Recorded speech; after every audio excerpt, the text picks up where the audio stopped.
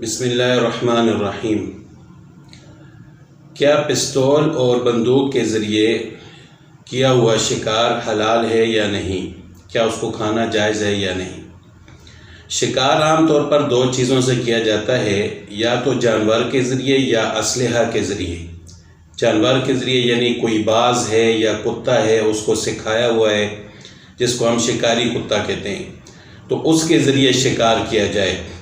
تو اگر کتا سکھایا ہوا ہے، اس کو تعلیم دی گئی ہے، تو اس کو بیچتے وقت یعنی شکار پکڑنے کے لیے بیچتے وقت اگر اس پر بسم اللہ اللہ اکبر پڑھ لی ہے اور پھر اس نے شکار پکڑا اور اس کے پکڑتے ہوئے زخمی ہو گیا شکار، اور اسی وجہ سے وہ مر بھی گیا، یعنی آدمی کے وہاں پہنچنے سے پہلے وہ شکار مر گیا، تو اس طرح اس کا کھانا جائز ہے۔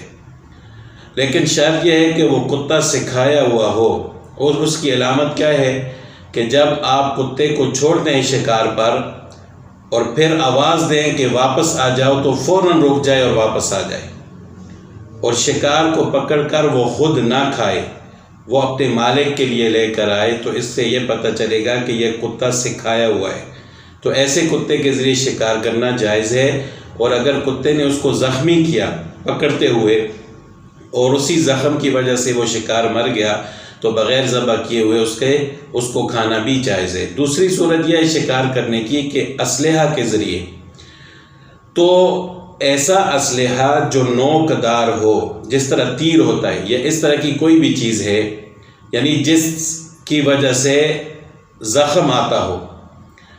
تو اگر اس پر بھی بسم اللہ اللہ اکبر پڑھ کر اس کو پھینکا جائے، تو اس تیر کو مارا جائے، تو اس شکار کو لگنے کے بعد اگر وہ شکار مر جائے انسان کے پہنچنے سے پہلے، تو اس کا کھانا جائز ہے، وہ حلال ہوگا، بشرطے کہ بسم اللہ اللہ اکبر پڑھا ہو۔ لیکن جو آج کل دوسرے اسلحہ ہیں، پستول ہے، بندوق ہے، غلیل ہے،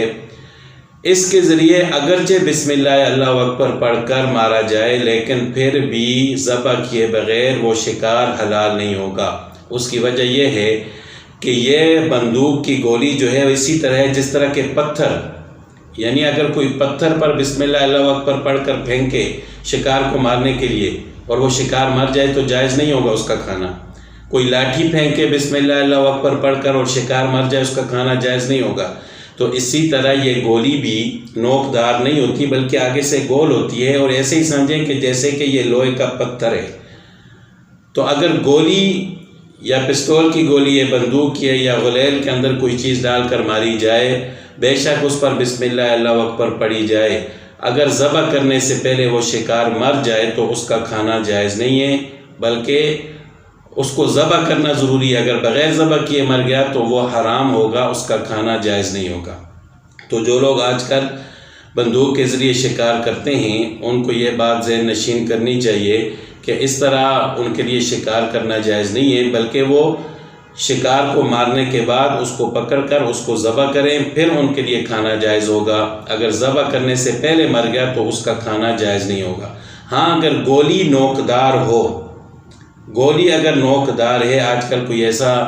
اسلحہ آ گیا ہے کہ گولی نوکدار ہوتی ہے، تو پھر اس کے ذریعے اگر شکار کیا جائے اور بسم اللہ اللہ اکبر پڑھا جائے تو پھر جائز ہوگا۔ لیکن اس طرح کی گولی جو عام طور پر استعمال ہوتی ہے، اس کے مارنے سے بے شک بسم اللہ اللہ اکبر پڑھا ہو، وہ شکار جائز نہیں ہوتا ذبح کرنے سے پہلے۔